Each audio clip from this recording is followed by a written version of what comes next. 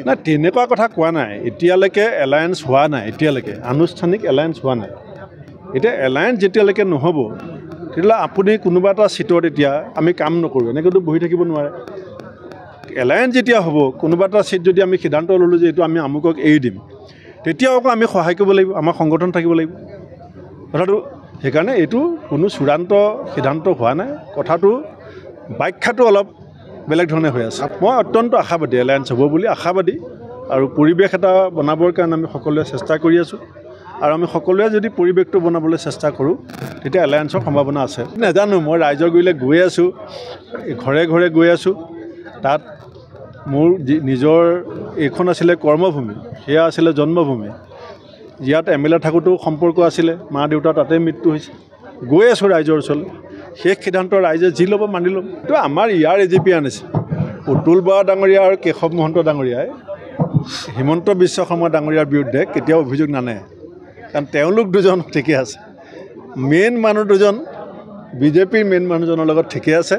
এতিয়া তৃণমূল পৰ্যায়ৰ AGPয়ে কি কৈছে সেইটো মই নেভাবোঁ যে কেশৱ মহন্ত ডাঙৰীয়া আৰু উতুল বৰা ডাঙৰীয়াৰ কথা বুলি তেওঁলোকৰ কথা হৈছে তেওঁলোক মন্ত্ৰী হৈ আছে ৰঙালাইট জ্বলি আছে তেওঁলোকৰ কাম চলি আছে বাকী ৱৰ্কাৰ কৰ্মীয়ে কি কৰে সেইটো লৈ পেলাই AGP ৰাজ্যিক নেতাসকলে মূৰ ঘমাই বুলি মই নেভাবোঁ নাৰায়ণ ভূঞাটো 2006 চনৰ পৰাই আছে নেপথ্যত মই যেতিয়া MLA ইয়াত খেলিছিলোঁ তেতিয়া মোৰ নেপথ্যত থকা যিকেইজন মূল মানুহ আছিলে তাৰ ভিতৰত তেওঁ এজন সদায় কাম কৰি আছে আৰু ৰাইজে যদি আশীৰ্বাদ দিয়ে ৰাইজে বিচাৰে তেতিয়া ৰাইজৰ মতেই সিদ্ধান্ত মইতো ভাল পাম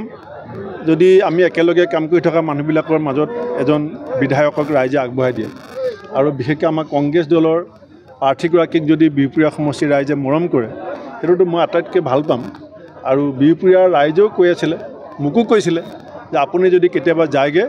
ইয়াত মানে ইয়াৰে সন্তান এজনক আগুৱাই থৈ যাব যেতিয়া মই MLA আছিলোঁ তেতিয়া মই ৰাইজকো কৈছিলোঁ যদি মই সুযোগ পাওঁ গতিকে এতিয়া ৰাইজৰ হাতত সিদ্ধান্ত আমাৰ দলৰ পৰাতো আমি বিচাৰিমেই যে আমাৰ যোগ্য ব্যক্তি এজনে প্ৰাৰ্থী হওক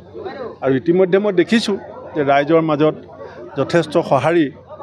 বৰ্তমান সময়ত আমাৰ দলৰ প্ৰতি ৰাইজে দেখুৱাইছে যে যুৱচামে যেনেকৈ ওলাই আহিছে খেলিবলৈ হওক এনেকৈ ইমানখিনি যুৱক 20টা টীম উলিওৱা অনা এইটো ইমান সহজ কথা নহয় আমাৰ এটা সৰু সমষ্টি তাত আজি 20টা ফুটবল টীম ওলাইছে ইয়াৰ কাৰণে কমটি সাংগঠনিক কষ্ট কৰিবলগীয়া হয় নেকি এই কথা কিন্তু চবেই দেখি আছে